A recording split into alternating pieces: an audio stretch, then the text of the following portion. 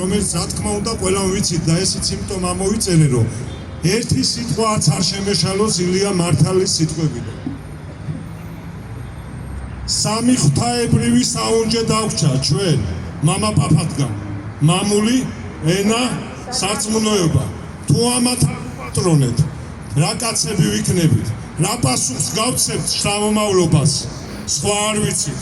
ჩვენ კი მშობელ მამასაც არ დაუთმობდით ჩვენ მშობლიური ენის მიწასთან გასწორებას.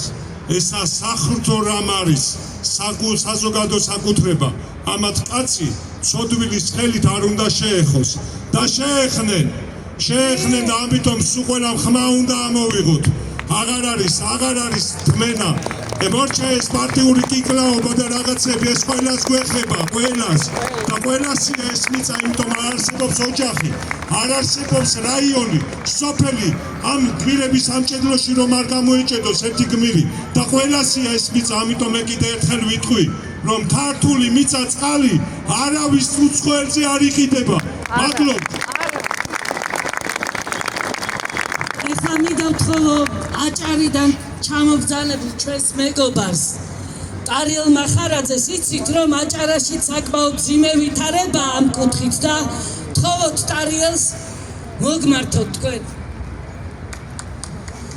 მადლობა ზურფასე, თითოეული თქვენთაგანი ძანდებით გმირები, ის ადამიანები, ვინც დღეს აქ მოვზანდეთ, აქ არ აქვს მნიშვნელობა, რაოდენობას, აქ აქვს ხარის მნიშვნელობა და ზუსტად თითოეული თქვენთაგანი ხარისხიანი მამული შვილები ზანდებით, ღირსეული ქართველები. მადლობა მობრძანებისთვის. ეხლა მინდა რამოდენიმე საკითხს შევეხო.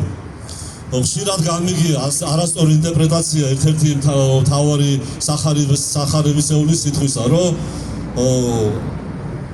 ყველა ხელისუფალი უფლისგან არისო. კი, მართალია ეს ესე წერია, მაგრამ ამას აქვს სწორი განმარტება. ყველა ხელისუფალი არის ღვთისგან, მაგრამ არ აქვს ღვთისმიერი. ისეთი ხელისუფალი, როგორც დღეს ჩვენს ქვეყანას ყავს, ხო? ეს არის ეშმაკის ხელისუფალი. ეს არის ჩვენი ქვეყნის მტრები. რაც შეეხება იმ ადამიანებს, როდესაც ქრისტე წარადგინეს სამსჯავროზე, სჯავრის დასადებად, იქ იყვნენ ადამიანები, რომლებსაც სინდისი ქენჭდიდა და არ ყვიროდა ჯვარსაცვით იგიო. ისინი თუმარებით გასცემდნენ ქრისტეს. ის ადამიანები დღეს ვინც ვარდებული არიან, რომ ხმა ამოიღონ, ვარდებული არიან, რომ დღეს ამ რისკს თითოეული თქვენთაგანის გმირულ რისკს შემოუერთდნენ და ხმას არიღებენ. ისინი იმათ გავსად ქრისტეს ჯვარცველები არიან. ისინი ქვეყნის მოღალატეები არიან, ისეთივე როგორებიც დღევანდელი ჩვენი ხელისუფლება არის. ამასთანავე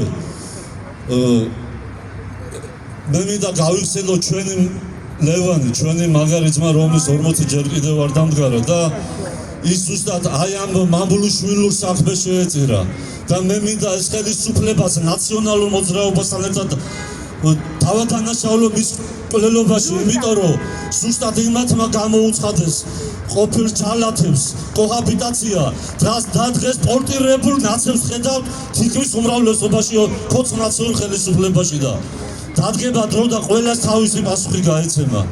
რაც შეეხება აჭარის საკითხს, გულთბილ მოკითხვას გითვლით, ყველა ღირსეული აჭარელი ქართველი თითოეულ თქვენთაგანს შეიძლება დღეს ბევრმა ვერ შეძლო აქ ჩამოსვლა, მაგრამ ეს რიცხვი 1000-ად გაიზრდება და დადგება დრო, რომ ჩვენი ხელისუფლება ისევ ქართველი ერის მიერ წარედ მიიღებს გაკვეთილს, წარედ მიიღებს თუ არ მოიგებიან გონს.